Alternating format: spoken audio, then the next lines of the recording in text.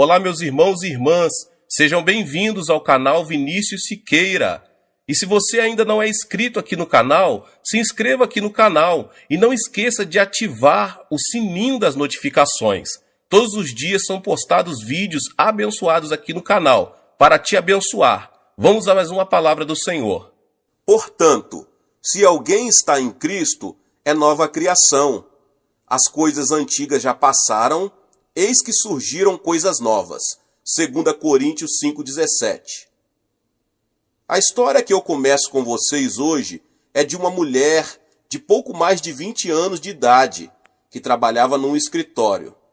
Proveniente de uma família de classe alta, era educada, calma, boa, e como se isso não bastasse, sua aparência era bastante atraente. Mas a partir de certo momento em sua vida, por motivo que ninguém imaginava, seu semblante mudou. Passou a falar menos, não se encontrava mais com os amigos e permanecia trancada em casa, mostrando-se sempre preocupada. Diante da mudança tão súbita, seus colegas começaram a ficar apreensivos. Passado aproximadamente um mês, ela voltou de longas férias com um sorriso, parecendo outra pessoa. Embora seu aspecto físico não tivesse mudado muito, sua atitude era diferente. Já não mostrava um semblante de preocupação. Havia se transformado numa pessoa alegre, segura de si e muito sociável entre seus colegas. As pessoas queriam saber o motivo da mudança, mas ela se manteve calada. Alguém de sua confiança, que sempre a apoiava em tudo, contou que certo dia ela lhe confessara a razão de ter mudado. Seu problema era um complexo de inferioridade por causa de seu nariz, a ponto de ela se sentar diante do espelho e se maldizer, pois aquilo a enchia de indignação. Na intenção de esconder seu complexo de inferioridade, ela se mostrava uma pessoa segura de si, diante dos outros. Mas todo o seu esforço era inútil, porque sua consciência sabia que aquela aparência era um disfarce. Essa hipocrisia também não durou muito tempo. Sua autoimagem distorcida predominava em sua mente e em seu espírito. Chegou a pensar que as pessoas só olhavam para o seu nariz e que esse era o motivo de não ter um noivo. Enfim, isso provocou a falta de alegria em seu rosto e a falta de autoconfiança fez que ela se isolasse das pessoas. Até o dia em que ela decidiu tirar umas longas férias com o objetivo de resolver o problema. O recurso para curar a enfermidade de seu coração consistia em uma cirurgia estética. Foi a um hospital e submeteu-se a uma cirurgia no nariz. Finalmente, conseguiu seu objetivo. Pensando que seu nariz havia ficado bonito, sua autoimagem deu uma volta de 180 graus. A partir daí, começou a acreditar que conseguira a aparência física sonhada. A ironia, porém, é que a pessoa a quem contara seu segredo não percebeu que ela fizera cirurgia no nariz. A autoimagem daquela mulher podia fazê-la rir ou chorar.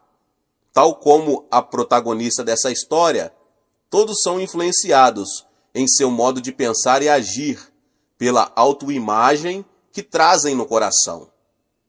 A certa altura da história humana, algumas pessoas pretendem compreender a existência do homem, excluindo dessa compreensão o conceito de Deus. Refiro-me aos filósofos existencialistas. A compreensão que tinham do homem era de um ser que não podia sair do abismo da culpa, da condenação e do desespero. De acordo com o filósofo dinamarquês Kierkegaard, a pior enfermidade causadora da morte do homem não é o câncer, mas a perda da identidade isto é, o desespero de haver perdido a si mesmo. Karl Jaspers afirmou que para o homem existem situações extremas como a morte, a ansiedade, a luta, a culpa e etc. E sua existência consiste em admitir a frustração de tais situações externas. Albert Camus, autor do livro O Estrangeiro, afirmou: para poder viver uma vida absurda, é preciso conhecer a falta de sentido dela. Enfim, o tipo de homem descoberto pelos filósofos existencialistas é um ser que precisa de esperança e vive sem nenhum sentido. Além disso, tem dentro de si uma bomba relógio, que é a morte, e é incapaz de solucionar esse problema. Definitivamente, o homem sem Deus é um homem sem nenhuma esperança. Como o homem é um ser sem esperança, deve haver alguém que venha resgatá-lo. Caso contrário, não existe saída. Em Gênesis 3, 17 ao 19, descreve nitidamente como foi a vida de Adão quando este perdeu a esperança. E ao homem declarou: visto que você deu ouvido à sua mulher e comeu do fruto da árvore, da qual eu lhe ordenara que não comesse, maldita é a terra por sua causa. Com sofrimento você se alimentará dela todos os dias de sua vida. Ela lhe dará espinhos e ervas daninhas, e você terá de alimentar-se das plantas do campo. Com o suor do seu rosto você comerá o seu pão, até que volte à terra, visto que dela foi tirado, porque você é pó, e ao pó voltará. Até aqui, o conceito do homem é semelhante ao dos existencialistas. Adão teve de defrontar-se com a realidade da nudez e da rejeição como consequência do pecado. O que descobriu de si mesmo foi que estava separado da glória de Deus e sentiu-se vergonha por sua nudez, motivo pelo qual escondeu atrás de uma árvore. Além disso, viu-se como a maldição dos espinhos e ervas daninhas, pelo que com suor viu-se obrigado a sobreviver em circunstâncias totalmente desanimadoras. Por último, Adão descobriu que estava destinado à enfermidade e à morte, e que voltaria a ser pó. Como observamos na história de Adão, a Bíblia admite que o homem é um ser sem esperança. A manifestação do pecado fala de um homem que vive no abismo da desesperança. A partir da queda de Adão, o homem foi contagiado pelo vírus do pecado, exposto ao qual o DNA do homem começou a se contaminar. Como consequência disso, ainda hoje pensamos: sou pecador, não me posso livrar do pecado, e minha identidade espiritual é ser escravo do pecado. Isto é, temos uma autoimagem incorreta. Qualquer um que tenha uma autoimagem correta nunca poderá ser livre do pecado. A pior enfermidade mortal que pode ser concebida pelo homem contaminado pelo pecado é a distorção da autoimagem. Essa enfermidade pode ser observada em 4 casos. O primeiro caso é na dependência. Isto é, quando as pessoas amarram a autoimagem com a corda dos maus costumes, são presas dos desejos carnais, do álcool e dos jogos. A maioria dos que tem uma autoimagem de vício não está preparada para suportar a tentação e a prova do diabo.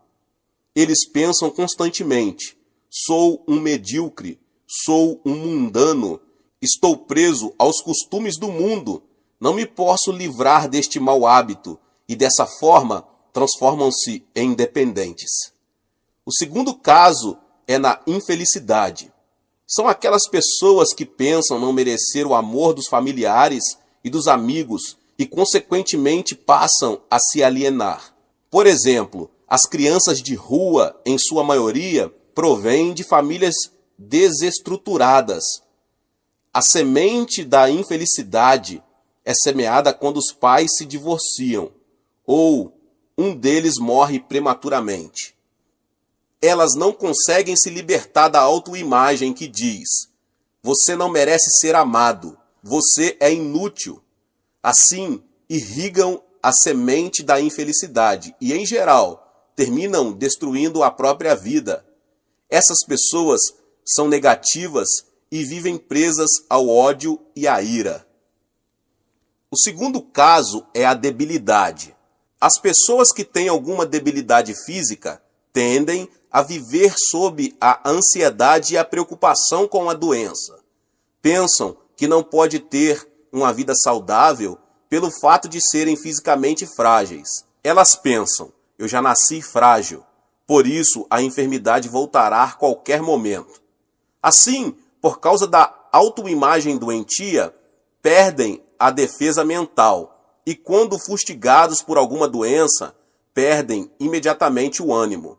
Essa categoria de pessoas nunca poderá ficar livre da enfermidade.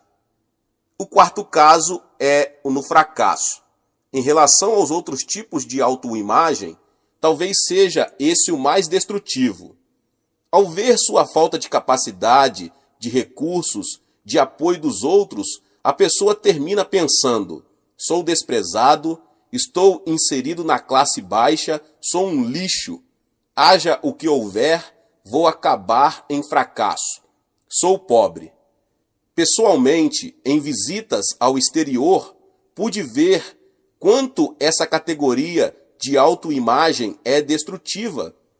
Um denominador comum que descobri nos países subdesenvolvidos foi a mentalidade pobre. As pessoas pensam: somos pobres há várias gerações. Jamais poderemos livrar-nos da pobreza. Lamentavelmente, não pude encontrar nelas esperança nenhuma. Essa realidade torna-se mais visível em países do sudoeste asiático, na África e na América do Sul. O surpreendente é que muitos desses países estão repletos de recursos naturais e, apesar das riquezas e da ilimitada possibilidade de progresso, continuam sendo países pobres. O motivo é a mentalidade de fracasso. Os habitantes estão determinando o futuro de sua nação por meio da mentalidade da pobreza e do fracasso. A mentalidade dos israelitas que haviam chegado a Cádiz Barneia era semelhante a essa. Eles não puderam pisar na terra prometida, a terra dos sonhos, a terra de onde fluía leite e mel, apesar de tê-la exatamente à sua frente. Mas por quê? Você pode perguntar. Porque, embora tivessem tido a experiência da salvação de Deus e da disciplina durante 40 anos no deserto, não puderam se desfazer da mentalidade de servidão que tinham no Egito, a fim de pensar como filhos de Deus. Essa mentalidade pobre torna-se visível nos relatos dos 12 espias. A Bíblia esclarece que, após haver observado a terra durante 40 dias, o relato por eles apresentado foi negativo. E espalharam entre eles os israelitas um relatório negativo acerca da terra. Disseram: a terra para a qual fomos em missão de reconhecimento devora os que nela vivem. Todos os que vimos são de grande estatura.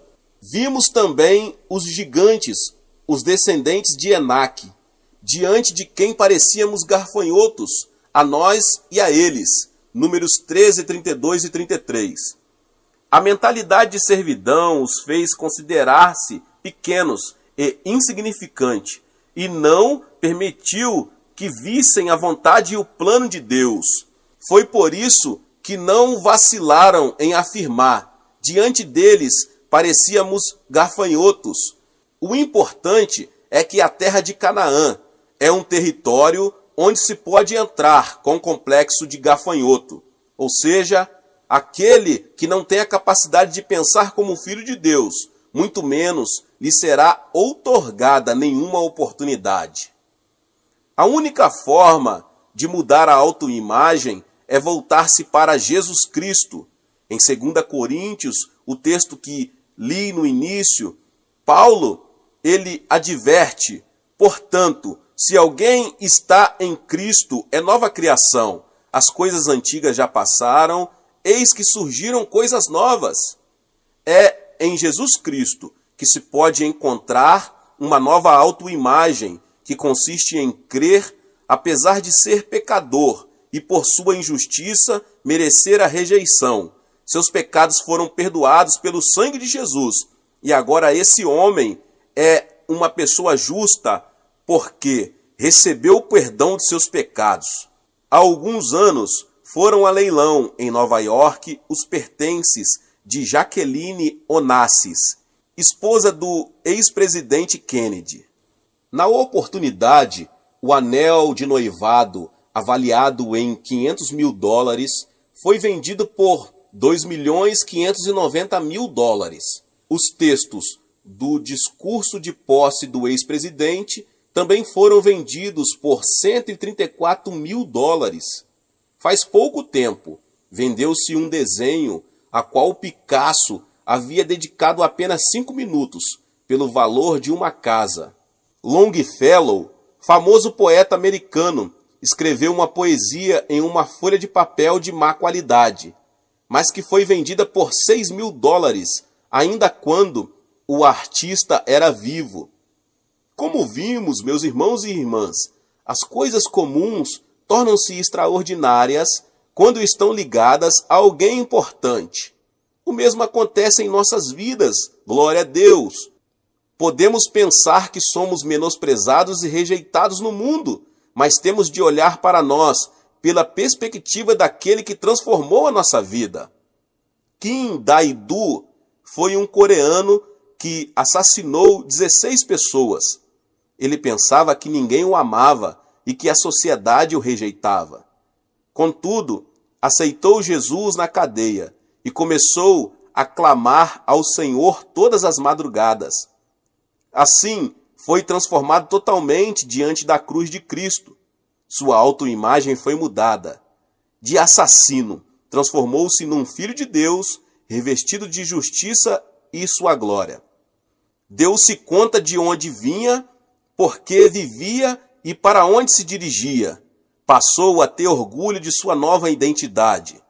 No dia de sua execução, suas últimas palavras foram: Aleluia, graças a Deus, que está me chamando hoje. Faz tempo que espero por este dia.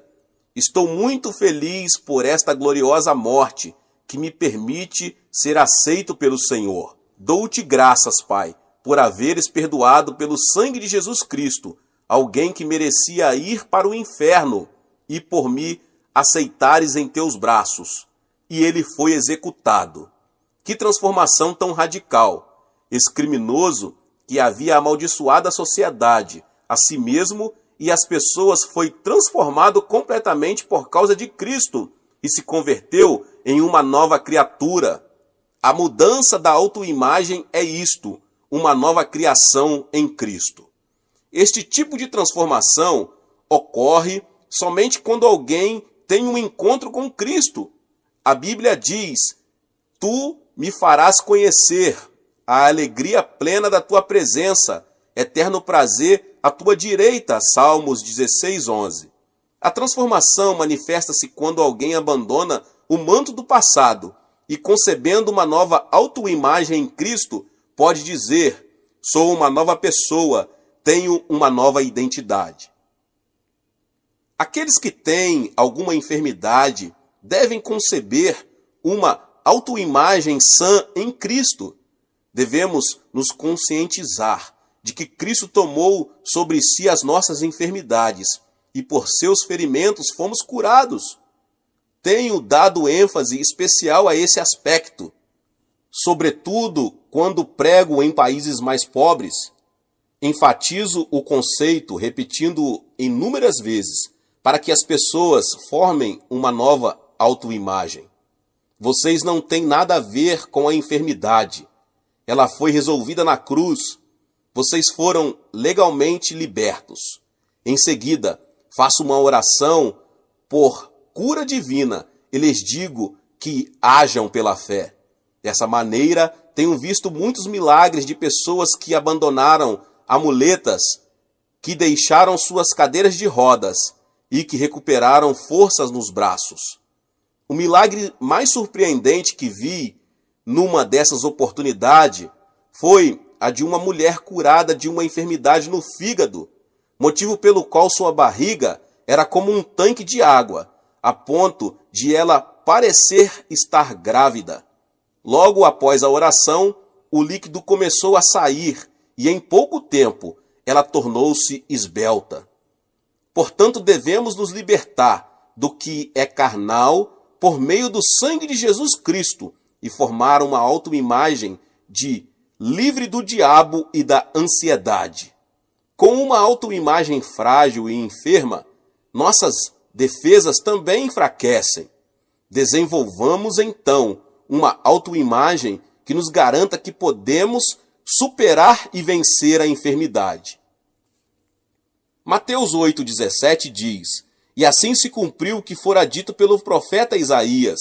Ele tomou sobre si as nossas enfermidades e sobre si as nossas doenças. Devemos crer que todas as coisas velhas passaram e em Cristo veio o novo, porque Cristo carregou nossas enfermidades e suportou as nossas dores. Definitivamente, precisamos ter autoimagem de uma pessoa sã. Em 1 Pedro 2,24, encontramos: Ele mesmo levou em seu corpo os nossos pecados sobre o madeiro, a fim de que morrêssemos para os pecados e vivêssemos para a justiça. Por suas feridas vocês foram curados. O que isso significa? Isso quer dizer que já faz 2000 anos que, olhando para nós, podemos nos ver sãos. Gálatas 3,13 diz: Cristo nos redimiu da maldição da lei, quando se tornou maldição em nosso lugar, pois está escrito: Maldito todo aquele que for pendurado no madeiro. Em 2 Coríntios 8,9 consta: Pois vocês conhecem a graça de nosso Senhor Jesus Cristo, que sendo rico, se fez pobre por amor de vocês, para que por meio de sua pobreza vocês se tornassem ricos. Efésios 2, do 4 ao 6 diz: Todavia Deus, que é rico em misericórdia, pelo grande amor com que nos amou, deu-nos vida com Cristo, quando ainda estávamos mortos em transgressões, pela graça vocês são salvos. Deus nos ressuscitou com Cristo e com ele nos fez assentar nos lugares celestiais em Cristo. Não importa a sua aparência física, nem a sua origem, em Cristo já somos cidadãos do céu. Enquanto estiver nesta habitação passageira, o nosso corpo, estaremos neste mundo, mas na realidade em Cristo, o nosso homem interior já está assentado no trono de Deus. Portanto, é natural, uma vez que deixemos a habitação do corpo, voltemos à casa paterna, não construída por mãos humanas. Confesse corajosamente: onde está, ó morte, a sua vitória? Onde está, ó morte, o seu aguilhão? 1 Coríntios 15:55. Nunca devemos esquecer a autoimagem que foi transformada.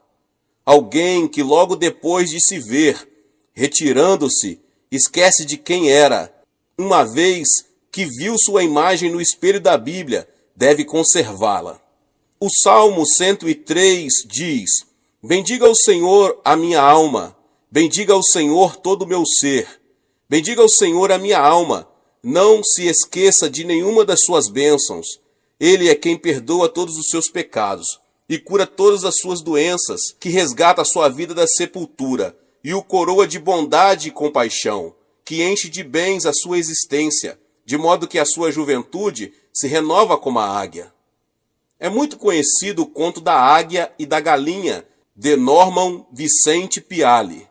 Certo dia, um menino aventureiro descobriu o ovo de uma águia numa montanha, levou-o e colocou junto com os ovos de uma galinha. Passou-se o tempo e a águia nasceu junto com os pintinhos. O filhote de águia pensava que era um pintinho e se comportava como um deles. Certo dia, uma águia passou voando de forma majestosa por cima do galinheiro. Ao observá-la, o filhote de águia notou que sua aparência era muito similar à daquela ave e pensou: essa águia se parece muito comigo. Eu venho observando porque minha aparência é diferente das galinhas e veja essa águia.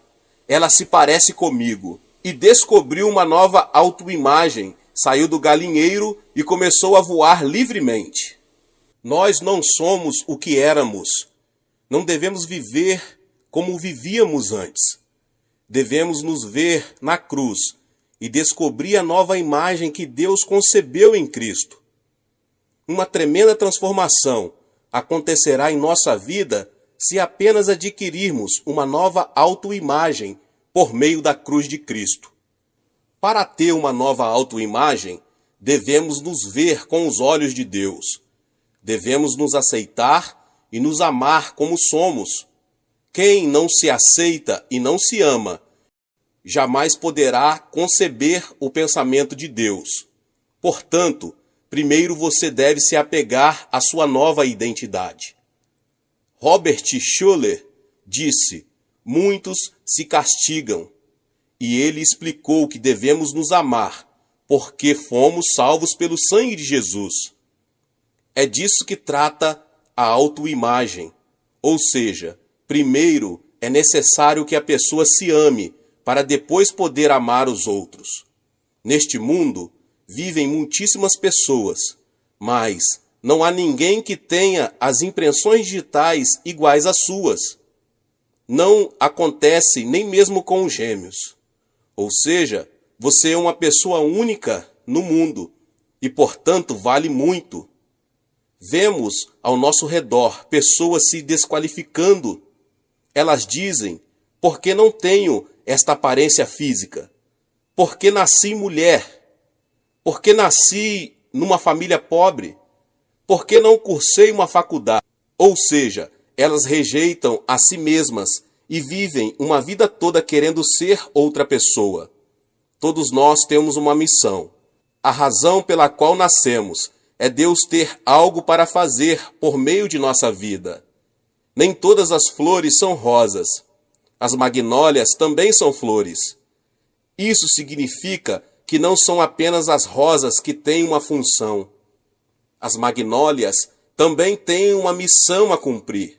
Portanto, devemos saber que a missão e o privilégio que Deus nos deu é viver felizes diante do Senhor. Devemos amar a nós mesmos. Cada pessoa tem uma autoimagem impressa em seu coração e pensa, sente, fala e age de acordo com essa autoimagem. Se esta é negativa, complexa e fracassada, sua vida também se desenvolverá dessa forma. Ao contrário, se ela a tem positiva e promissora, assim também será a sua vida. É preciso saber que o êxito e o fracasso estão na autoimagem interior, não na aparência exterior. Portanto, devemos nos aproximar da cruz de Cristo para conseguir essa autoimagem que foi comprada e desenhada com sangue. Temos de ver a cruz, abraçar a cruz e aceitar a nova imagem que Deus nos dá. Quando a nossa maneira de ver a nós mesmos se alinhar com a perspectiva de Deus, podemos nos ver com o amor de Deus. Podemos descobrir a felicidade que tanto desejamos se apenas tomarmos para nós a perspectiva de Deus, que nos vê e nos aceita como somos. Deus abençoe a cada um que ouviu essa palavra. Se você ainda não é inscrito aqui no canal, se inscreva no canal e ative o sininho das notificações para você não perder todos os vídeos que são postados aqui todos os dias. Deixe também o seu like e não se esqueça de compartilhar essa palavra com as pessoas que você mais ama. Deus te abençoe e nos vemos nos próximos vídeos. Amém. Olá, meus irmãos e irmãs, sejam bem-vindos ao canal Vinícius Siqueira. E se você ainda não é inscrito aqui no canal, se inscreva aqui no canal e não esqueça de ativar o sininho das notificações. Todos os dias são postados vídeos abençoados aqui no canal, para te abençoar. Vamos a mais uma palavra do Senhor. Que o ímpio abandone o seu caminho e o homem mau os seus pensamentos. Volte-se ele para o Senhor, que terá misericórdia dele.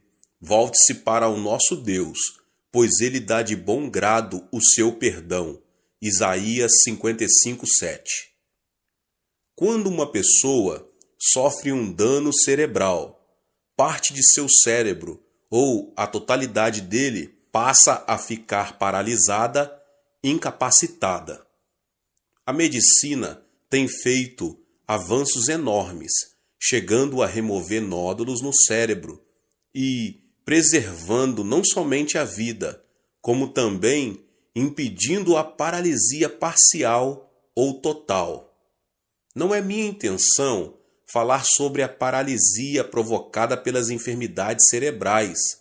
Desejo referir-me às enfermidades mentais invisíveis aos olhos, como os maus pensamentos e a filosofia de vida negativa, que nos tornam incapacitados pelo fracasso e pela frustração, que nos impedem de desfrutar a vida feliz que Deus nos oferece. Quando os discípulos de Jesus subiram ao templo às 3 horas da tarde, a hora da oração, encontraram ali um aleijado de nascença. Pedro, olhando-o nos olhos, disse: "Não tenho prata nem ouro, mas o que tenho, isso lhe dou. Em nome de Jesus Cristo, o Nazareno, ande." Atos 3:6. Imediatamente, quando Pedro o segurou pela mão e o levantou, e os pés e os tornozelos do homem ficaram firmes. Ele deu um salto, pôs-se em pé e começou a andar.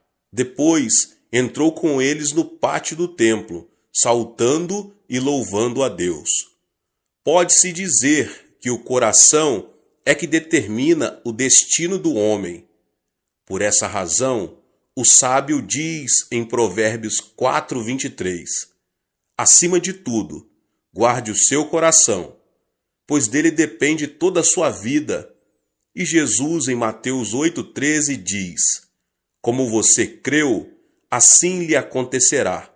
O que significa isso? Quer dizer que a mente é a origem do estilo de vida e a vida é o resultado daquilo que pensamos. Devemos eliminar de nosso cérebro o nódulo que nos leva à destruição ou à paralisia total ou parcial. A fim de experimentarmos o poder de Deus, quero agora apresentar 6 elementos que impedem que o poder divino haja em nós, os quais devem ser extirpados. O primeiro elemento é a ansiedade. Pode-se dizer que alguém que vive ansioso perde a felicidade na vida. Quando uma pessoa ansiosa chega a casa, os integrantes da família tornam-se intranquilos por causa de suas queixas e murmurações.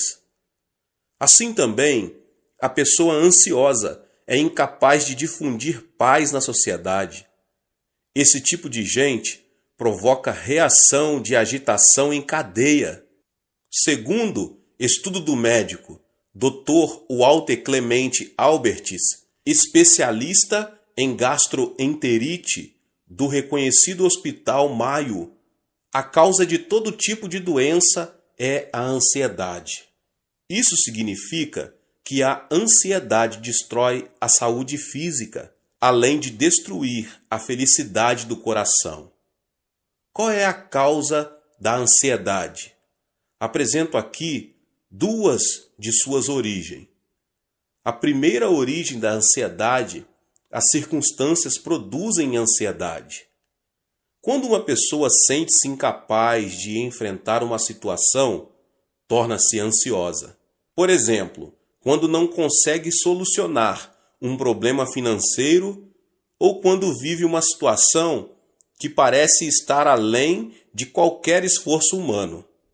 Certo dia, Jesus entrou num barco e disse a seus discípulos que passassem para o outro lado.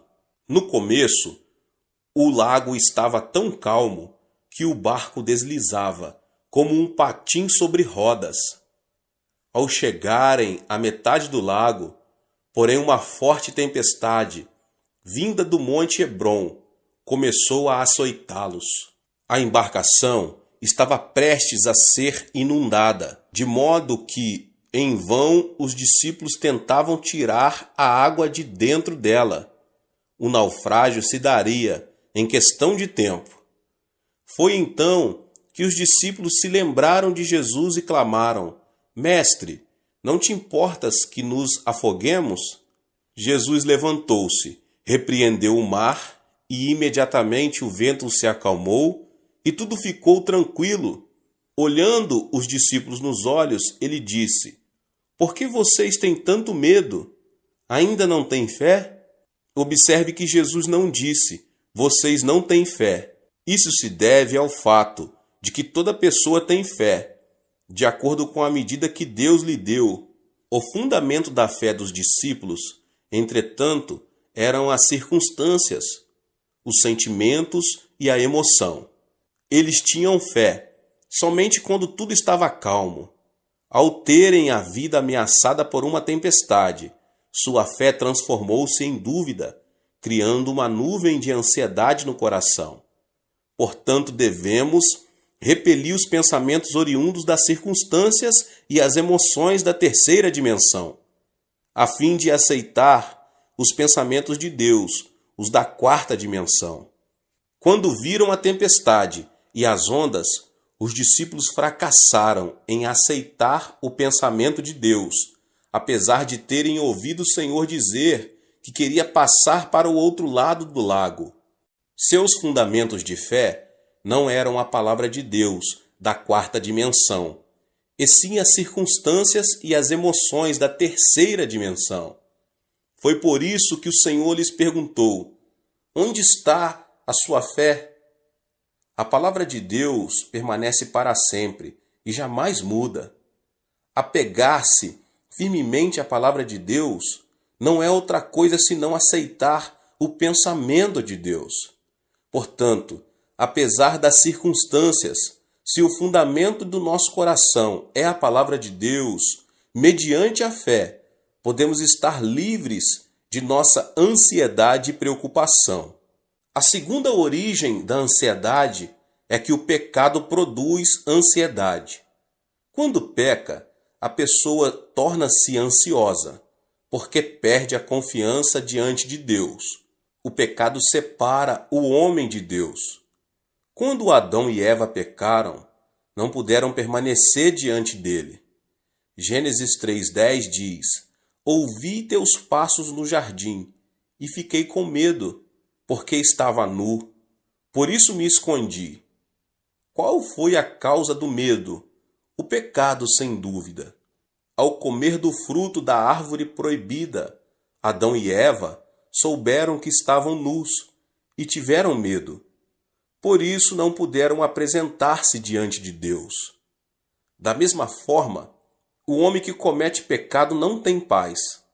As Escrituras dizem: Não há paz alguma para os ímpios, Isaías 48:22. Portanto, a consequência do pecado é a ansiedade. Se uma pessoa se sente ansiosa ao sentar-se e ao levantar-se, sua vida será uma ruína. Não obstante, se alguém se aproxima do Senhor e confessa todos os seus pecados, estes se tornam brancos como a neve, ainda que tenham sido como o escarlate.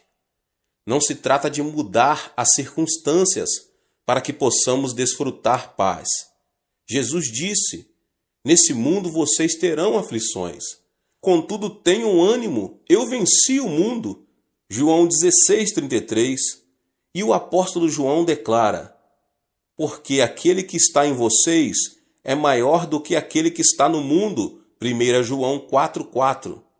Portanto, apesar das circunstâncias, deposite sua fé na palavra de Deus. O arrependimento o ajudará a se libertar de toda a ansiedade que tenta destruir sua vida. O segundo elemento é a solidão. A solidão a que me refiro não é a solidão causada pelas circunstâncias. Por exemplo, se você separa um tempo para orar no monte e estar a sós com Deus, isso não é solidão. A solidão é sentir-se só e se caracteriza pelo egocentrismo. É querer receber sem dar. É manter-se indiferente à felicidade dos outros. Quando alguém se torna extremamente egocêntrico e não se interessa pelos outros, transforma-se numa pessoa teimosa e fria. Obviamente, ninguém será receptivo a uma pessoa que demonstre ser assim. Esse comportamento torna as pessoas ainda mais fechadas em sua solidão, levando-as à destruição. Deus não criou o homem como um ser solitário. Em Gênesis 2, 18 e 24, o Senhor fala: "Não é bom que o homem esteja só. Farei para ele alguém que o auxilie e lhe corresponda. Por essa razão, o homem deixará pai e mãe e se unirá à sua mulher, e eles se tornarão uma só carne." O homem nasce de duas pessoas. No idioma chinês, a palavra homem é representada por caracteres formados por dois traços que se apoiam entre si. Ou seja, são duas pessoas que formam uma unidade. Por isso Jesus orou ao Pai, dizendo: "Pai nosso que estás nos céus." Não é o plano de Deus que o homem esteja só. Até mesmo na natureza de pregar o Evangelho, Jesus enviou os seus discípulos em duplas. O apóstolo Paulo sempre esteve acompanhado de Barnabé. Depois de uma discussão entre eles, Paulo juntou-se a Silas e Barnabé a João Marcos. Portanto, quem se considera santo e justo e gosta de estar sozinho, não é um santo verdadeiro. Nada mais é do que um egoísta. Temos de desfazer a solidão do nosso coração, que nada mais faz senão destruir a nossa vida. Agora, o terceiro elemento é a indecisão. A fé sem obras é morta. Quando alguém duvida e vacila entre uma e outra coisa, denota ser uma pessoa indecisa. E uma pessoa indecisa caracteriza-se pela falta de responsabilidade e receio, o fracasso e o erro. Muitas vezes, no dia a dia, o pastor precisa trabalhar como um agente imobiliário. Acontece que as pessoas se aproximam e pedem: "Pastor, o senhor poderia me apresentar a fulano?" Ou então: "Quero que o senhor me apresente a Beltrano." Para minha surpresa, nesse aspecto, tive êxito apenas em uma ocasião. Se uma pessoa não se decide quando tem ainda a possibilidade de escolher seu futuro cônjuge, nunca poderá deixar de ser um solteirão ou uma solteirona. No mundo, não existe homem perfeito ou mulher perfeita. É preciso primeiro casar para depois adaptar-se ao cônjuge. Hoje em dia, muitos fracassam por falta de decisão. Surgem as oportunidades, mas estas são perdidas por causa da indecisão com que enfrentam a vida. Ao longo de minha vida, nunca vi uma pessoa extraordinariamente inteligente que tenha conseguido grandes coisas. Os chamados inteligentes pensam demais e dizem: "É preciso descartar esta possibilidade. Isto não funcionará.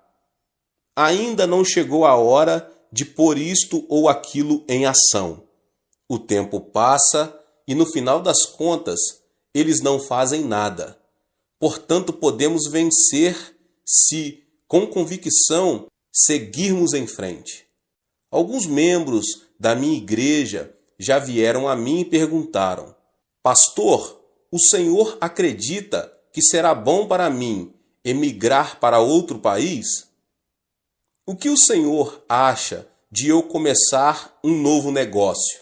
Devo continuar a fazer o que eu estou fazendo? Esperam então que eu tome a decisão por eles. Diante dessa situação, eu simplesmente aconselho: não me peça que tome a decisão por você. Vá ao monte da oração e ore. Clame a Deus, que certamente dirá que caminho você deve seguir. Diante da dúvida ou incerteza, devemos nos apegar a Deus e pedir-lhe de todo o coração que nos oriente. Então, Deus nos ajudará a tomar a decisão correta. Em Tiago 1, do 6 ao 8, diz: peça, porém, com fé, sem duvidar, pois aquele que duvida é semelhante à onda do mar, levada e agitada pelo vento. Não pense que tal pessoa receberá coisa alguma do Senhor, pois tem mente dividida e é instável em tudo o que faz. O Senhor disse que não abençoaria pessoas indecisas. Remova a indecisão com o pensamento de Deus. Livre-se da indecisão. Assim, você poderá alcançar sucesso em sua vida. O quarto elemento é a ira. Temos a tendência de nos irritar com extrema facilidade, tanto em casa como no ambiente de trabalho. Creio que uma das principais razões para isso é o fato de não sabermos quanto a ira é destrutiva. A ira é prejudicial, não somente à saúde, mas também ao intelecto, pois o torna cego. Em uma conferência, o famoso anatomista inglês John Hutton afirmou ser a ira semelhante ao suicídio. Logo depois de ter apresentado sua tese, ele teve uma forte discussão com alguns dos alunos que o ouviram e discordaram daquilo que ele defendia. Isso o irritou sobremaneira, levando-o à morte instantânea, vítima de um ataque cardíaco. As palavras de John Hutton causaram grande repercussão por causa de sua morte trágica. Irar-se é como cuspir para cima, ou seja, a ira se volta contra a própria pessoa. A Bíblia diz que a ira rebaixa o nível da pessoa e o transforma em ignorante. A sabedoria do homem lhe dá paciência. Sua glória é ignorar as ofensas. Provérbios 19, 11. O homem paciente dá prova de grande entendimento, mas o precipitado revela a insensatez. Provérbios 14, 29. Além disso, a ira nos separa da alegria de Deus, porque irritar-se é cometer o mal na presença divina. Existem hoje muitas famílias destruídas por palavras cheias de ira. É aconselhável falar pacificamente, em tom moderado, ainda que seja em momento de ira. Quando preciso aconselhar pessoas que têm a tendência a se irar facilmente, digo: quando você voltar a se irritar, abaixe a voz e fale devagar. Se a sua esposa cometeu um erro grave, não levante a voz dizendo: querida, porque isso o levará a irar-se ainda mais. Fale em tom baixo e suave: querida. Qualquer pessoa tem a experiência de se ter irritado e depois de algum tempo arrepender-se de haver agido dessa forma. A ira destrói tudo. A ira não traz benefício nenhum à sua vida. Precisamos aprender a preservar e desfazer a ira que nos leva à destruição, e então nos será concedida uma nova manhã. O quinto elemento é a frustração. A pessoa que fracassa e tem pensamentos negativos, que fala de forma negativa e age de maneira negativa, é definitivamente alguém cheio de frustração. Uma pessoa frustrada não vive criativamente, não passa de um pessimista e tem uma autoimagem de desalento e fracasso. No idioma coreano, temos certas expressões negativas que são espontâneas. Dizemos com frequência, morro de, e o pior é que dizemos várias vezes ao dia, e isso mata a alma. Morro de fome, comi até explodir, morro de felicidade, morro de desânimo, morro por causa da sujeira que existe aqui, morro de calor, morro de frio, é tão lindo que quero morrer. Pergunta-me se o aprecio tanto, por que quer morrer? E não é só isso. Há canções seculares, cuja letra é também pessimista e frustrante. Deus não nos abençoará se vivermos chorando e pronunciando palavras negativas. A Bíblia diz, e caiu na armadilha das palavras que você mesmo disse, está prisioneiro do que falou. Provérbios 6, 2. Isso sugere a importância das palavras em nossa vida. Portanto, se falarmos palavras negativas, vamos viver sob a sombra da frustração.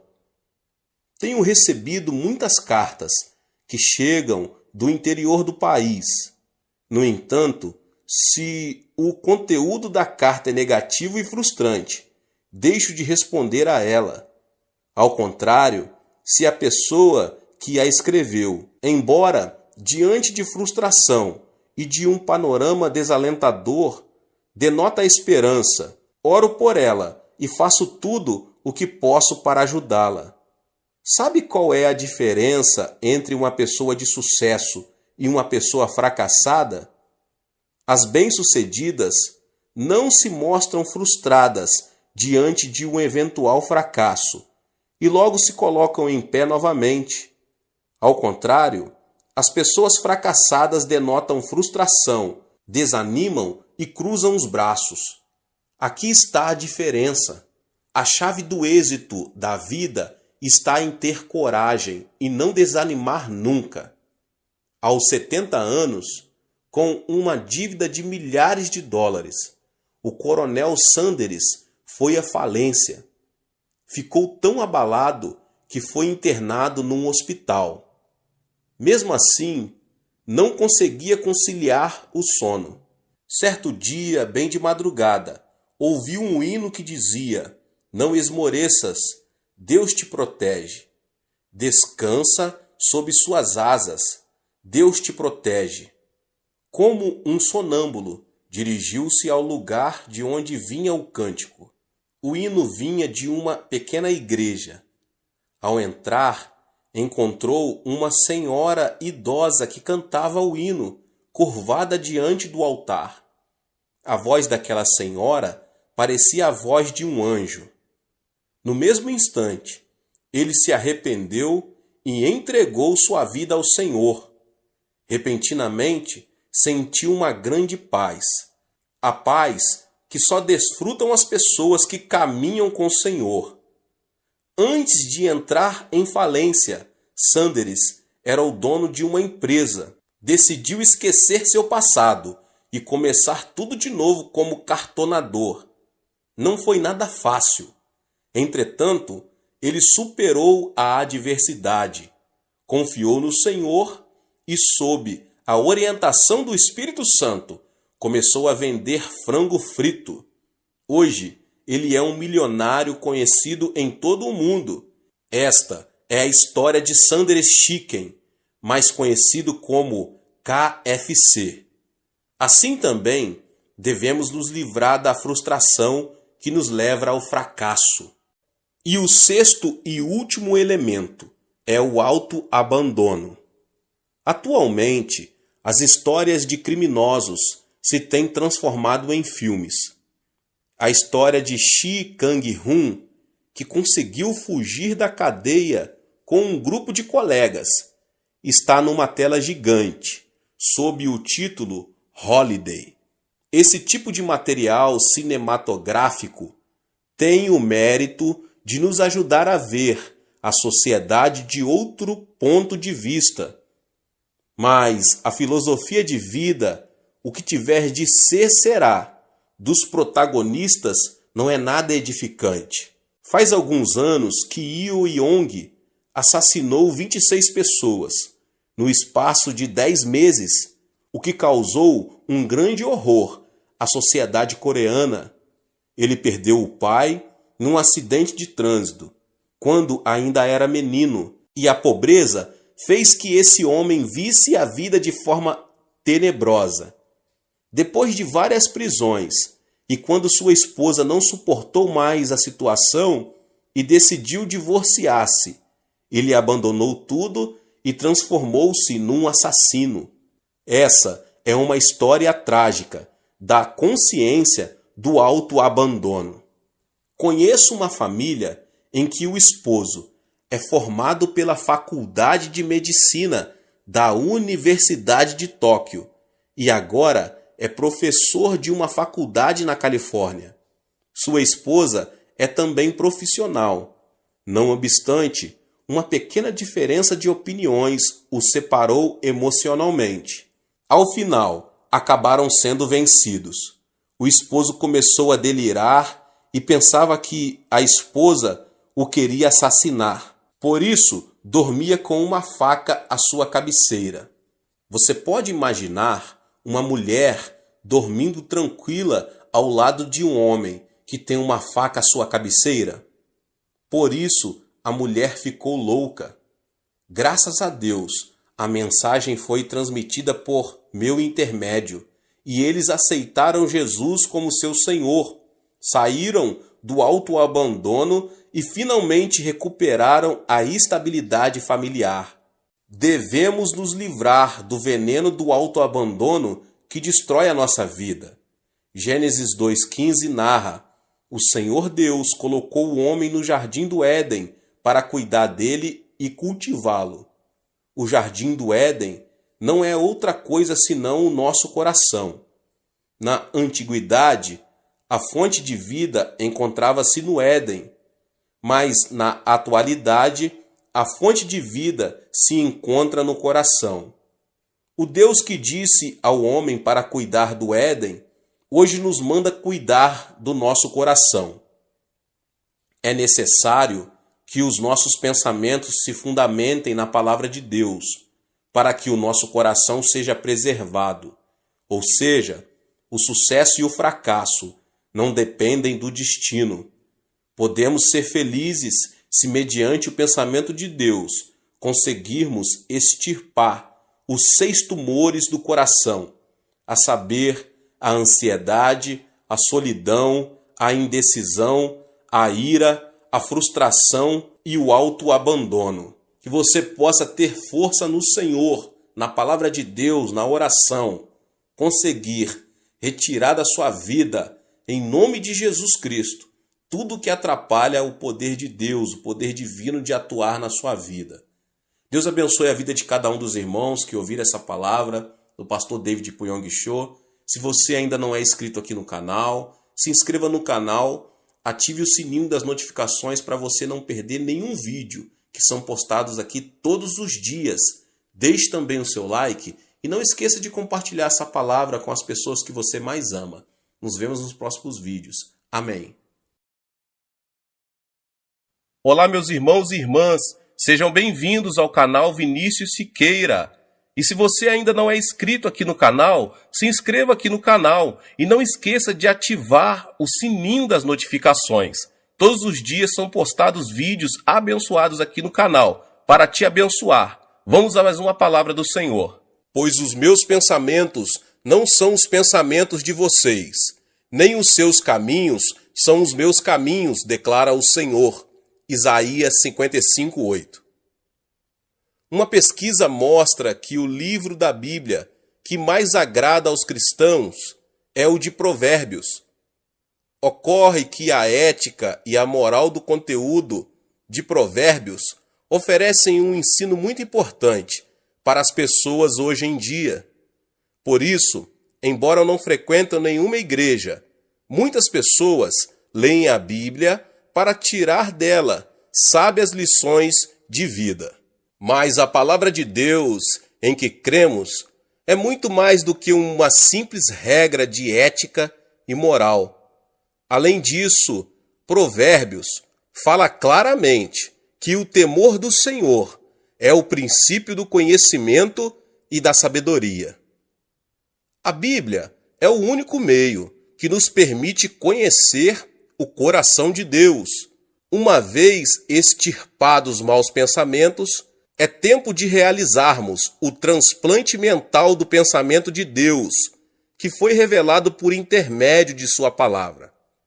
Por meio de sua palavra, Deus deseja conceder-nos a graça do reino dos céus. Embora tenhamos de viver neste mundo, Deus deseja nos dar a graça e a bênção de que o homem que pertence ao reino é capaz de desfrutar. Por isso mesmo, Jesus não disse: arrependam-se e venham ao reino, mas sim, arrependam-se, pois o reino dos céus está próximo. Mateus 4:7. Não se trata de Jesus ter vindo para nos levar ao céu, mas para nos dar o céu em nosso coração e família. Então, como podemos conseguir o milagre se nos sentimos limitados e enfrentamos uma situação impossível? Quando eu era menino, observava com frequência a maneira com que meu pai enxertava um ramo no tronco de uma árvore. No início da primavera, ele tinha o costume de trabalhar em um pomar de caquis. Existem dois tipos de caquis, um selvagem e o outro doméstico. Os frutos são totalmente diferentes. Meu pai cortava a raiz do caqui selvagem e então usava um tubo de palha.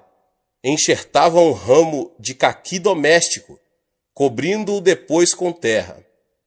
Às vezes, havia um momento de secura por falta de compatibilidade entre a raiz e o ramo implantado. Mas, uma vez superado o período de adaptação, de forma surpreendente, o pé de caqui selvagem dava frutos do caqui doméstico. Esse princípio da natureza nos ensina um princípio espiritual. Assim como o pé de caqui selvagem é capaz de produzir o fruto do caqui doméstico, nós também podemos ter os pensamentos de Deus e falar o que ele fala. Qual é o caminho para isso? Talvez seja a pergunta de muitas pessoas. O pensamento e o plano do homem produz consequências humanas. Se, no entanto, repelirmos o pensamento do homem e enxertarmos em nós o pensamento de Deus, talvez, inicialmente, passemos por um momento de turbulência, mas se superarmos o obstáculo, será possível pensar, agir e crer como filhos e filhas de Deus, e assim experimentar o milagre. Mas as pessoas se recusam a repelir o próprio pensamento, para se apegar à palavra de vida e promessa, porque o coração sofre e vai contra a própria experiência. Contudo, se abrirmos nosso coração para que a palavra de Deus brote em nós, tanto os planos como os pensamentos humanos se desfarão e seremos transformados pela palavra de Deus. Em 1973, quando organizei a 10ª Conferência Pentecostal, muitos pastores e novos convertidos do exterior aproximaram-se de mim perguntando: Pastor Cho, o senhor deve ser um gênio. Como conseguiu construir uma igreja tão grande? Por que sua igreja cresceu tanto? Eu respondia simplesmente: não sou um gênio, pois um gênio jamais faria o que fiz. Então, como conseguiu isso? Com o pensamento do homem, não seria possível, Mas, se o pensamento de Deus se enraizasse no pensamento do homem, acontecem milagres surpreendentes. Deus disse muito claro que tudo é possível ao que crer. Marcos 9, 23. Logo que nos mudamos para Ioido, muitos me perguntaram: pastor, quantos membros da sua igreja deixaram de frequentá-la? Mas, como eu tinha certeza de ter obedecido a Deus, respondia: as pessoas estão se aproximando, minha igreja está crescendo. E assim as coisas aconteceram. De acordo com Hall, o número de membros aumentou cada vez mais. De acordo com o pensamento do homem, as circunstâncias diziam que o número deveria ter diminuído. Mas a igreja cresceu porque eu havia repelido o pensamento humano e enxertado em mim o pensamento divino.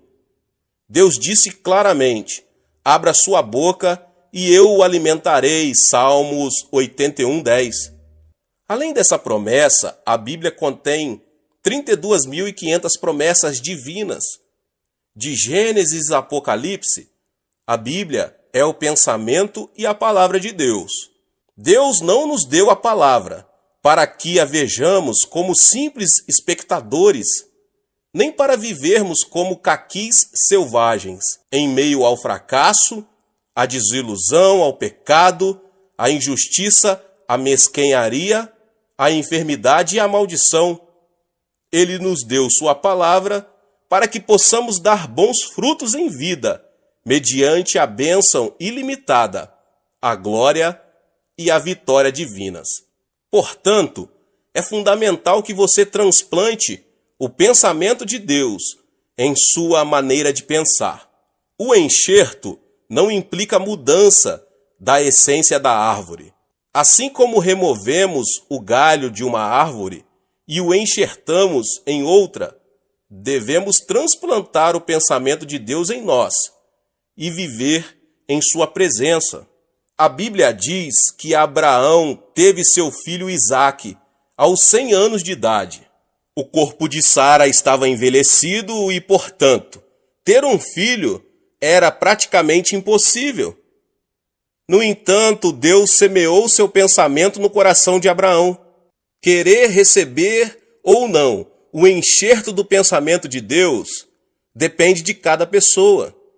Quando o anjo de Deus apareceu a Abraão e lhe disse: você terá um filho, ele riu até cair no chão, e Sara também riu. Apesar de tudo isso, Deus disse: você terá um filho. Aceitar ou não o pensamento de Deus dependia de Abraão e de Sara. Abraão enxertou o pensamento de Deus no próprio pensamento. Então seus nomes foram trocados. Abrão converteu-se em Abraão, pai de muitos filhos, e Sarai passou a chamar-se Sara, princesa. Ao enxertar o pensamento de Deus, eles passaram a ser estranhos para os incrédulos. Como pode um homem de 100 anos pensar em ter um filho? Eles estão loucos. É completamente ilógico. No entanto, é assim que isso funciona. Está certo que, de acordo com o pensamento do homem, existem limitações.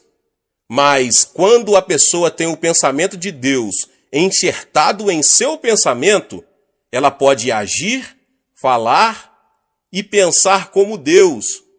Deus deu um filho a Sara aos 90 anos de idade. Esse é Isaque, que é considerado o pai de Israel. De acordo com a Bíblia, Moisés era filho adotivo da filha de Faraó, ou seja, o chefe do exército do Egito e futuro sucessor no trono. Contudo, tendo crescido fisicamente e intelectualmente, deu-se conta de que era israelita.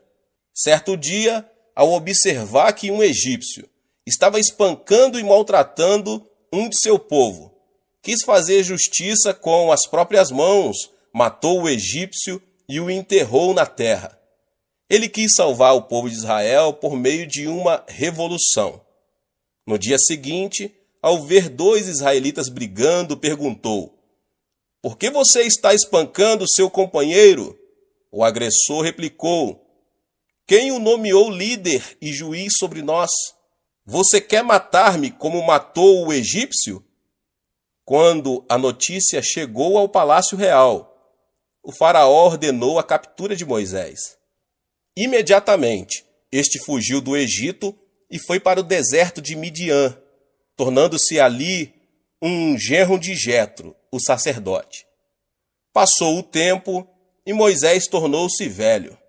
A Bíblia diz que ele morreu com a idade de 120 anos e que seus olhos e seu vigor não se tinham enfraquecido. Deuteronômio 34, 7. Certo dia, ao apacentar as ovelhas no Monte Horebe, Moisés ouviu uma voz vinda dentre uma sarça que ardia, mas que não se queimava. E a voz dizia: "Moisés, tire as sandálias." E o Senhor continuou dizendo: "Eu o envio ao Egito, para que liberte o povo de Israel."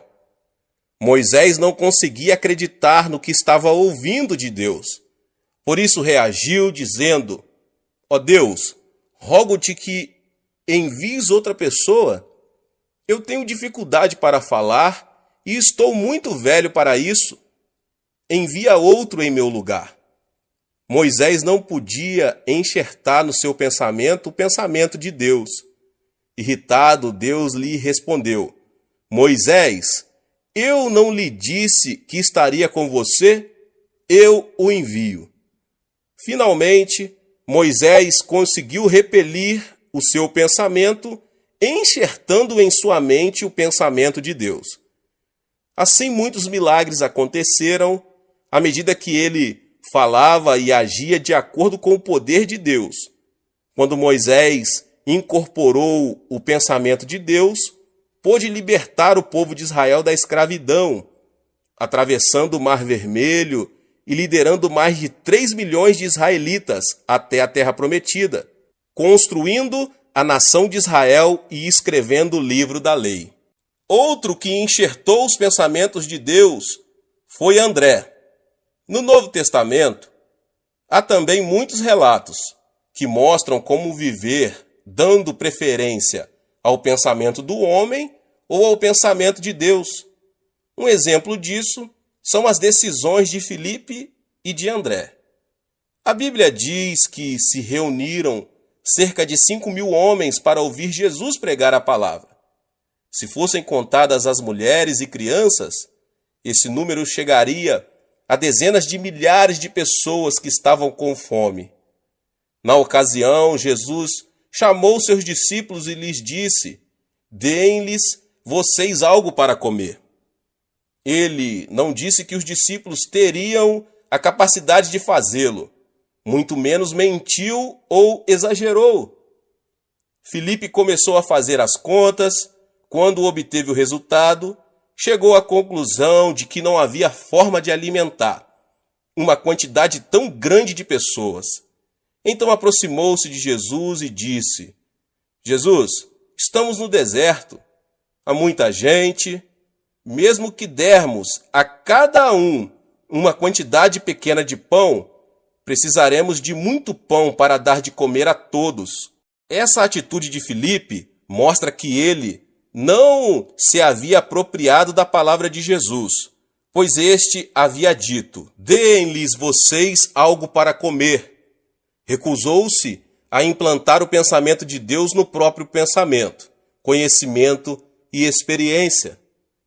Então, diante da mesma circunstância, André soube enxertar o pensamento de Deus e provavelmente deve ter dito: "Se Jesus nos diz para darmos de comer, é porque podemos fazê-lo."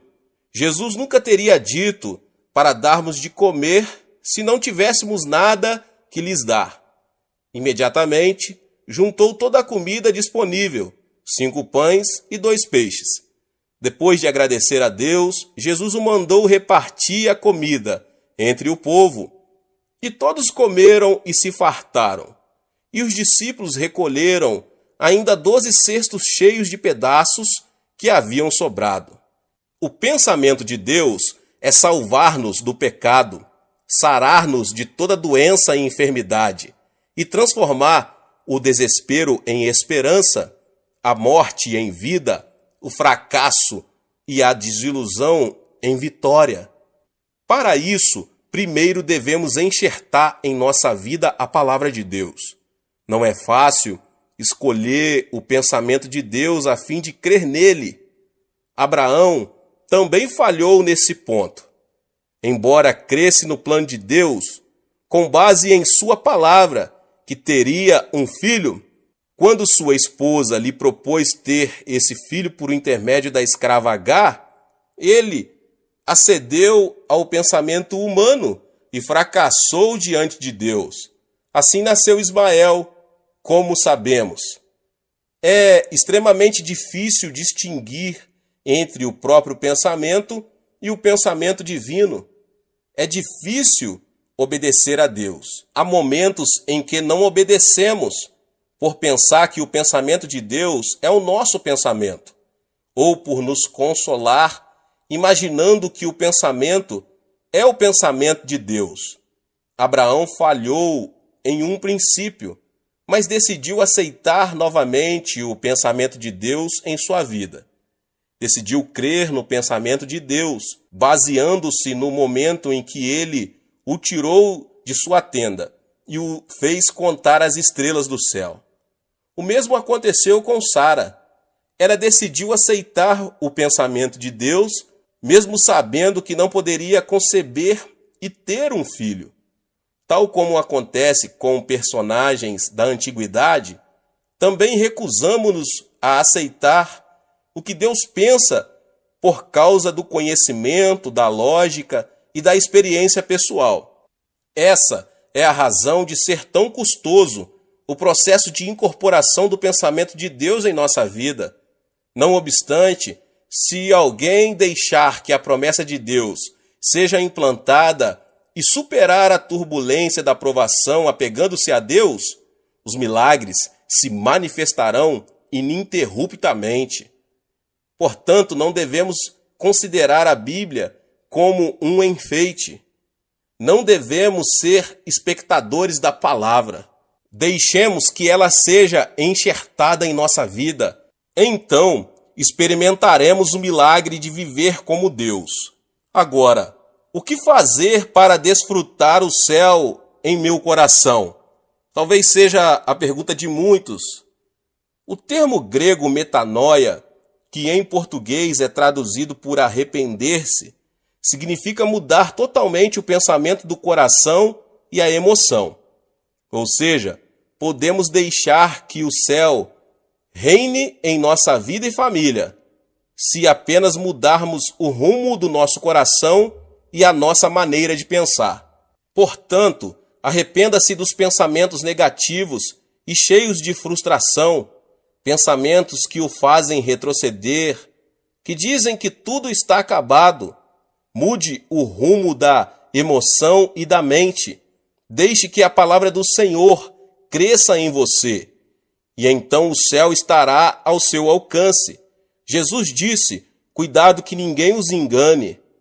Marcos 13:5. O reino de Deus não vem de modo visível, nem se dirá: aqui está ele, ou lá está, porque o reino de Deus está entre ou dentro de vocês. Lucas 17:20 e 22. Portanto, o reino de Deus está em nós. Opera nas circunstâncias que nos rodeiam e as transformam no reino dos céus. Certo homem estava caminhando e, de repente, viu alguns meninos que tiravam água suja para ser purificada. Ao levantar os olhos, viu que mais acima, naquele rio, havia um porco tomando banho. Obviamente, os meninos não sabiam que isso estava acontecendo. Então o homem lhes disse: meninos, se vocês querem limpar a água, devem primeiro livrar-se do porco que está se banhando lá em cima no rio. Devemos agir da mesma forma nas circunstâncias que estivermos vivendo. No casamento, o amor se desvanece, aparecem os conflitos familiares, os filhos seguem caminhos equivocados, as coisas não saem bem. O sofrimento e a enfermidade fazem que a nossa vida se encha de água suja. Tratamos de retirá-la de um poço, mas quando o fazemos, vemos que o outro poço se encheu de água suja e acabamos caindo na desilusão. Como podemos solucionar esse problema? A Bíblia diz, Provérbios 4:23, acima de tudo, guarde o seu coração, pois dele depende toda a sua vida. Devemos nos arrepender e mudar o rumo de nossa maneira de pensar negativa e destrutiva e incorporar o pensamento de Deus e a palavra de Deus em nosso coração, para que o pensamento divino reine em nossa vida e transborde, transformando todo o ambiente no reino dos céus.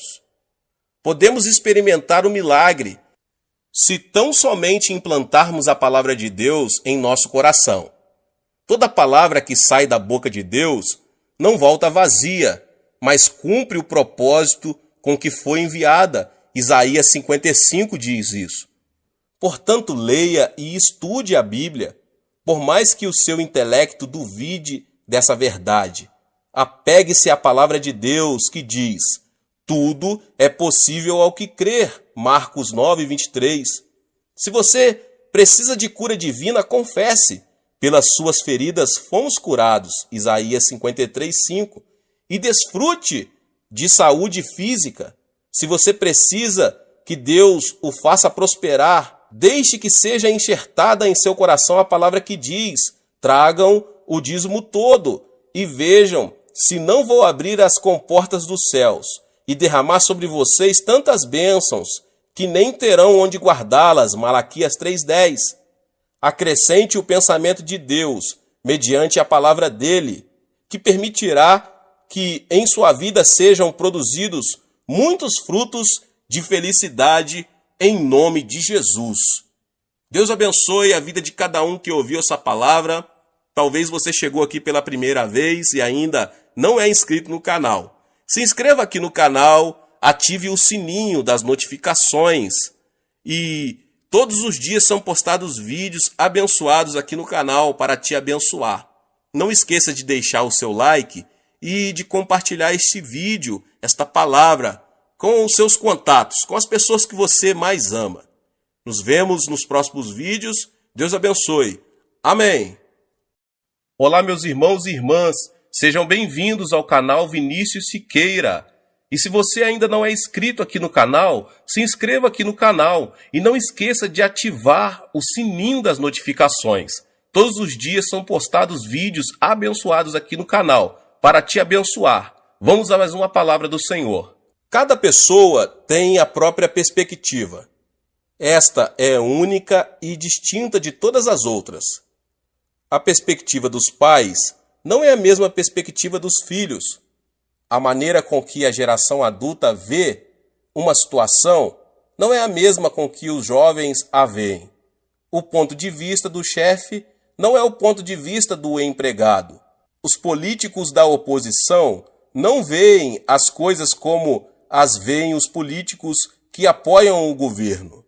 É imprescindível que haja contínua busca de entendimento entre ambas as partes. Mas existe uma diferença maior de perspectivas. Trata-se do ponto de vista do homem e do ponto de vista de Deus. A Bíblia explica isso da seguinte forma. Isaías 55:8-9 diz: pois os meus pensamentos não são os pensamentos de vocês, nem os seus caminhos são os meus caminhos, declara o Senhor. Assim como os céus são mais altos do que a terra, também os meus caminhos são mais altos do que os seus caminhos, e os meus pensamentos são mais altos que os seus pensamentos. É praticamente inevitável o conflito entre o ponto de vista de Deus e o ponto de vista do homem. Apesar disso, se como homens que somos repelirmos o nosso pensamento e escolhermos o pensamento de Deus, poderemos alcançar vitória genuína na vida cristã. O pensamento de Deus é um caminho de verdade e vida, o qual devemos seguir. Ele se torna um mapa capaz de indicar onde se encontra a felicidade e de mostrar o leme que nos guia até onde temos de chegar. Um bom exemplo disso é a vida de Abraão. Se você tem o pensamento de Deus, pode começar a sonhar. A vida de Abraão passou por uma drástica mudança de rumo, quando ele tinha 75 anos de idade. Essa é uma idade quando a pessoa precisa fazer uma avaliação da sua vida, refletindo sobre a maneira em que viveu, e deve pensar a respeito da morte. Em outras palavras, é a idade menos indicada para um novo começo. Mas Deus chamou Abraão e ordenou-lhe que começasse tudo de novo. A Bíblia esclarece isso da seguinte forma em Gênesis 12, 1 e 2 e 3. Então o Senhor disse a Abraão: saia da sua terra, do meio de seus parentes e da casa de seu pai, e vá para a terra que eu lhe mostrarei. Farei de você um grande povo e o abençoarei. Tornarei famoso o seu nome, e você será uma bênção. Abençoarei os que o abençoarem, e amaldiçoarei os que o amaldiçoarem. E por meio de você, todos os povos da terra serão abençoados. Depois de receber essa palavra de Deus, Abraão passou a ver a vida por outra perspectiva. O Senhor lhe havia mostrado não ser aquele o momento de abandonar o sonho, mas de concebê-lo, o tempo de começar uma nova vida. Ele prometeu a Abraão que as obras da fé o acompanhariam. Assim como uma flor desabrocha quando recupera a vitalidade, Abraão recuperou vida aos 75 anos de idade. Contudo, ele não pôde evitar um conflito interior. Certamente pensou: será que tudo isso está certo? Isso é possível sob o ponto de vista humano? Se eu obedecer a Deus pela fé, as pessoas não me poderão considerar um louco? Abraão se viu diante de um conflito: ver as coisas como Deus as vê e começar uma nova aventura, ou ver o mundo como o homem vê e permanecer no mesmo lugar. Afinal, Abraão tomou a decisão de ver as coisas como Deus as vê. Embora seus olhos não vissem coisa nenhuma, seus ouvidos não percebessem nada e suas mãos não tocassem em nenhum objeto, Abraão decidiu ver seu destino e as circunstâncias como Deus as via. Assim começou sua vida de fé. E o que é fé? Fé é abandonar o ponto de vista do homem e dar preferência ao ponto de vista de Deus. Portanto, podemos desenvolver nossa fé quando decidimos ver com a perspectiva de Deus e começar uma vida nova. Abraão mudou o rumo de sua vida mediante a fé. É preciso ter sabedoria para fazer distinção entre o ponto de vista do homem e o ponto de vista de Deus. Se virmos como o homem vê, viveremos como homens. Se, no entanto, virmos como Deus vê e agirmos pela fé, viveremos pelo poder de Deus. Certo dia em que havia densa neblina, um navio estava detido, impossibilitado de partir. O comandante esperava ansiosamente que a neblina se dissipasse. Um senhor aproximou-se dele e disse: "Eu sou da Inglaterra e preciso ir a Quebec, no Canadá, ainda hoje, porque no sábado tenho de pregar num culto evangelístico. Vamos já, comandante." O comandante, surpreso com estas palavras, pensou: pela aparência, esse homem seria uma pessoa normal, mas pela maneira de falar deve ser um louco, e disse: "Ouça, por acaso o senhor não vê a neblina? Como vou sair do porto com uma neblina dessa?" O homem respondeu: Certamente que eu vejo a neblina, mas vejo também a mão de Deus retirando a neblina.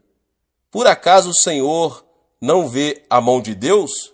Quando o comandante pensou estar diante de um louco, o homem o tomou pela mão, levou-o à força ao seu camarote e disse: Sirvo ao Senhor durante 57 anos e o tenho visto todos os dias em oração.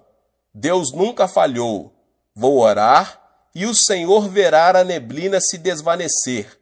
Vamos orar juntos. O comandante entrou no camarote, mas fez declarações que demonstravam falta de fé. Não diga tolices. Por acaso não vê a neblina? Onde está Deus? As palavras do comandante vinham do senso comum. De repente, George Miller dobrou os joelhos e orou: Deus, Criador dos céus e da terra, eu vim da Inglaterra e preciso ir a Quebec para pregar a tua palavra. Portanto, faze que o navio parta agora mesmo. Assim que terminou a oração, disse ao comandante: ligue o motor do navio. O Senhor acredita que a oração fará melhorar as condições do tempo? Não diga tolices. George Miller respondeu: abra a janela. E o milagre aconteceu. Naquele curto espaço de tempo, a neblina havia desaparecido e o sol estava brilhando. O comandante não conseguia acreditar. Ele havia visto a neblina, mas George Miller havia visto Deus. Se você tem o pensamento de Deus, pode obedecer sem reservas. Assim que ouviram a palavra de Deus, Abraão e sua esposa partiram em direção a Canaã com tudo o que tinham, junto com seu sobrinho Ló e seus servos. Tratava-se de uma migração com toda a família. Ao chegar a Canaã, tiveram de enfrentar uma situação difícil. A terra estava passando por um período de estiagem e não havia água nem comida. A família clamava por comida e seus animais desfaleciam por falta de alimentação apropriada. Diante das circunstâncias adversas, Abraão decidiu ver as coisas pela perspectiva humana. Buscando a sobrevivência, foi para o Egito, a terra do pecado, junto com seu sobrinho Ló. Ali, com o propósito de preservar sua vida, fez que a esposa dissesse que era sua irmã. Não é assim que o homem vê as coisas? Reconhecendo as adversidades, Abraão abandonou a perspectiva de Deus e preferiu a perspectiva do homem. Mas Deus observava as circunstâncias por outro ponto de vista. Ele viu que Abraão, embora tivesse decidido ter fé, ainda estava preso a coisas humanas. Foi por isso que Abraão não lhe obedecera sem reservas. Deus lhe havia dito que saísse de sua terra e do meio de seus parentes. Mas Abraão partira com todos os seus bens e seu sobrinho Ló. Esse foi o motivo pelo qual Deus permitiu a estiagem. Do ponto de vista de Deus, Abraão não desenvolvera uma fé completa. Ele havia deixado a terra, mas somente no aspecto físico. Em outras palavras, ele não obedecera plenamente a Deus. Por isso, para que se arrependesse, Deus permitiu a estiagem. Ao enfrentar uma aflição, todos são levados a fazer uma análise introspectiva. Se Abraão tivesse arrependido de seus pecados e buscado a Deus, o Senhor lhe teria aberto um novo caminho.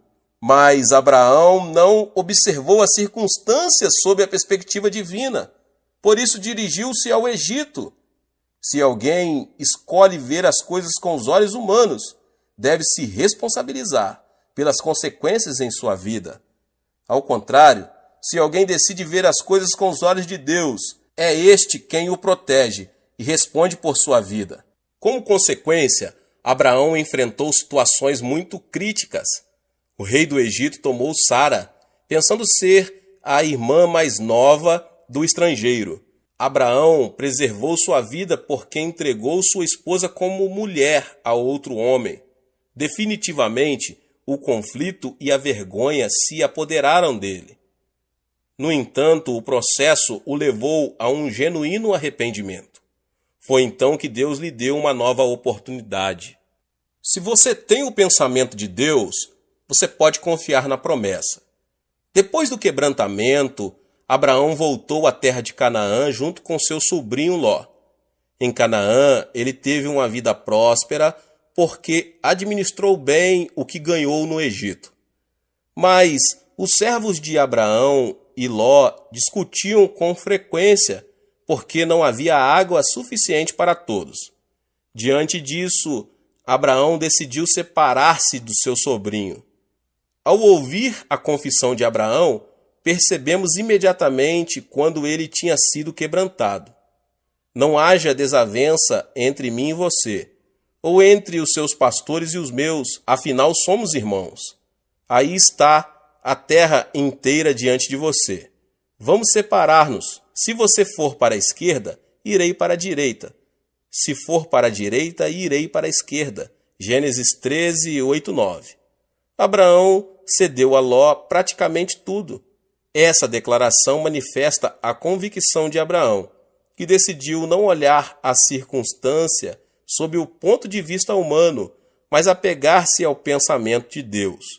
Por outro lado, Ló viu as coisas sob a perspectiva humana, levantou os olhos e observou que todo o vale do Jordão até Zoar era terra bem irrigada. Mas, na realidade, Sodoma e Gomorra eram terras onde proliferavam o pecado. Depois de separado de seu sobrinho Ló, Abraão, que tinha o pensamento de Deus e confiava na palavra do Senhor, decidiu ficar em Canaã.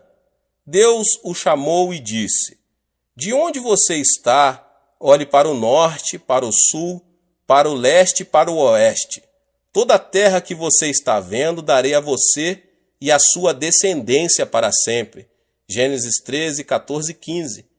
Falando francamente, a terra de Canaã não se via tão fértil quanto as campinas do Jordão.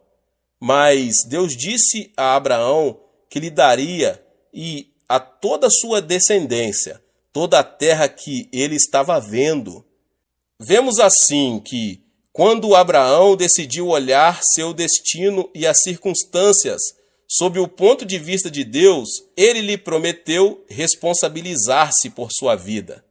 Se você tem o pensamento de Deus, pode esperar pelo cumprimento da promessa. E aconteceu que Abraão chegou aos 85 anos de idade. 10 anos já se haviam passado desde o dia em que ele decidira vir à terra de Canaã. Contudo, Abraão não tinha nenhum filho. Sob o ponto de vista humano, já não havia possibilidade de ver cumprida a promessa divina. Por essa razão, a esposa de Abraão, Sara, propôs-lhe que ele tomasse sua escrava Agar, para que, talvez, por intermédio dela, viesse a ter filhos. E assim foi. Abraão, que até aquele momento estava crendo e esperando na palavra de Deus, começou a olhar com os olhos do homem e, consequentemente, tomou sua escrava como mulher. Pouco tempo antes, porém, Deus lhe havia dito: "Não tenha medo, Abrão, eu sou o seu escudo. Grande será a sua recompensa." Gênesis 15, 5. Mas Abraão enfatizou o fato de não ter um filho, dizendo: "Ó soberano Senhor, que me darás, se continuo sem filhos e o herdeiro do que possuo é Eliezer de Damasco? Tu não me deste filho algum. Um servo de minha casa será o meu herdeiro." Gênesis 15, 2 e 3. Mas esse pensamento era do homem, porque o pensamento de Deus era diferente. Depois de lhe dizer: "Seu herdeiro não será esse. Um filho gerado por você mesmo será o seu herdeiro." O Senhor o levou para fora da tenda e mostrou-lhe as estrelas do céu e disse: "Olhe para o céu e conte as estrelas, se é que pode contá-las." E prosseguiu: "Assim será a sua descendência." Da mesma forma, existe uma grande diferença entre o ponto de vista do homem e o ponto de vista de Deus. O ponto de vista de Deus era que, embora Sara fosse anciã, o milagre ocorreria e Abraão teria tantos filhos como as estrelas do céu. O ponto de vista do homem, porém, era que Sara não podia mais ter filhos. Abraão, que uma vez fracassara por ter escolhido olhar as coisas como o homem as vê, voltara a se equivocar, somente pelo fato de não ter algo que pudesse ser visto imediatamente. Foi por isso que Abraão possuiu Agar e com ela teve Ismael. Mas Deus não aceitou Ismael. Se Abraão não tivesse gerado Ismael, o conflito entre judeus e árabes não existiria. De certo modo, ele voltou a fracassar por haver escolhido o ponto de vista do homem. Ao meditar na história de Abraão, percebemos que não é fácil ver as coisas como Deus as vê e desenvolver um alto nível de fé. Isso não é conseguido instantaneamente. Existe nisso um processo de perseverança. Hoje em dia, muitos cristãos confessam: Deus, eu creio somente em tua palavra. Seguirei este caminho pela fé. Por mais que me critiquem e as circunstâncias não me favoreçam, viverei vendo as coisas com os olhos da fé. Mas quando as circunstâncias se apresentam negativas, esses mesmos cristãos dão um passo atrás e dizem: não posso, creio ser melhor fazer o que penso. Se continuar assim, certamente fracassarei. No entanto, quando retrocede, o homem cai num abismo de desespero e fica muito ferido. É nesse momento que se lembra da palavra de Deus, arrepende-se e volta-se para ele. Consideramos Abraão o pai da fé. Contudo, ele não se transformou em pai da fé desde o princípio. Abraão precisou ajustar sua visão constantemente. Foi por meio desse processo que ele aprendeu a repelir a obstinação e a mesquinharia do homem, obedecendo à vontade de Deus. Se você tem o pensamento de Deus, pode crer no sobrenatural. Abraão começou a ver as coisas da perspectiva divina, repelindo a imundície da mesquinharia humana, e se apegou à fé. Como consequência disso, teve Isaque aos 100 anos. Era um triunfo da fé. Considera-se uma coisa incomum a geração de um filho aos 50 anos. Por isso, é motivo de festa. Imagine-se como teria sido grande a emoção de Abraão. Isaque foi uma criatura divina diante de seus olhos. Para Abraão, Isaque era sua vida, seu herdeiro, sua alegria e sua felicidade. Cada vez que olhava para ele, descobria o sentido da vida. Entretanto, Isaque passou a se converter gradualmente em um ídolo para Abraão. Embora este não o visse dessa maneira, Deus via Isaque de uma forma, Abraão o via de outra forma. Ou seja, havia uma grande diferença entre os dois pontos de vista, o ponto de vista de Deus e o ponto de vista de Abraão. Certo dia, Deus ordenou a Abraão: tome seu filho, seu único filho, Isaque, a quem você ama, e vá para a terra de Moriá. Sacrifique-o ali como holocausto num dos montes que lhe indicarei. Abraão ficou perplexo. Pensava que Deus abençoaria Isaque e prolongaria seus dias de vida aqui na terra. Esse não deixava de ser o pensamento do homem. O pensamento de Deus, porém, não aceita o pensamento do homem. Abraão viu-se em meio a forte conflito. Ele sabia que Deus estava falando sério e pensou: se Deus quer, eu tenho de obedecer. Não devia ser fácil oferecer o único filho amado como holocausto, ou seja, queimá-lo no fogo. A luta interior de Abraão continuou. Provavelmente, ele até pensou em desobedecer a Deus e viver feliz com seu filho. Todavia, também não podia desobedecer à ordem divina. Chegou o momento de escolher. o pensamento do homem ou o pensamento de Deus? Finalmente, Abraão decidiu-se pelo pensamento de Deus. Lembrou-se da palavra que dizia ser Isaque o herdeiro e creu que Deus tinha preparado um plano. É certo que, para chegar a esse ponto, Abraão passou por uma grande turbulência. No dia seguinte, tomou a direção do Monte Moriá, junto com o filho Isaque e 2 servos. Ao chegar ao lugar indicado por Deus, não hesitou em sacrificar seu filho. Ele o amarrou sobre o altar, amarrou a lenha e pegou o cutelo. Foi nesse instante que o anjo de Deus o deteve. Não toque no rapaz, disse o anjo. Não lhe faça nada. Agora sei que você teme a Deus, porque não me negou seu filho, o seu único filho. Juro por mim mesmo, declara o Senhor, que por ter feito o que fez, não me negando seu filho, o seu único filho, esteja certo de que o abençoarei e farei seus descendentes tão numerosos como as estrelas do céu e como a areia das praias do mar. Sua descendência conquistará a cidade dos que lhe forem inimigos, e por meio dela todos os povos da terra serão abençoados, porque você me obedeceu. Gênesis 22. Abraão escolheu ver como Deus vê e repeliu todo o pensamento humano. A partir desse momento, Deus abençoou Abraão e se responsabilizou por sua vida. Qualquer pessoa que quiser escolher a perspectiva de Deus deve primeiro abandonar a vontade, a obstinação, o desejo, o método e a força do homem. Não podemos confessar que escolhemos a perspectiva de Deus enquanto persistirmos com os desejos, os métodos e a força humana.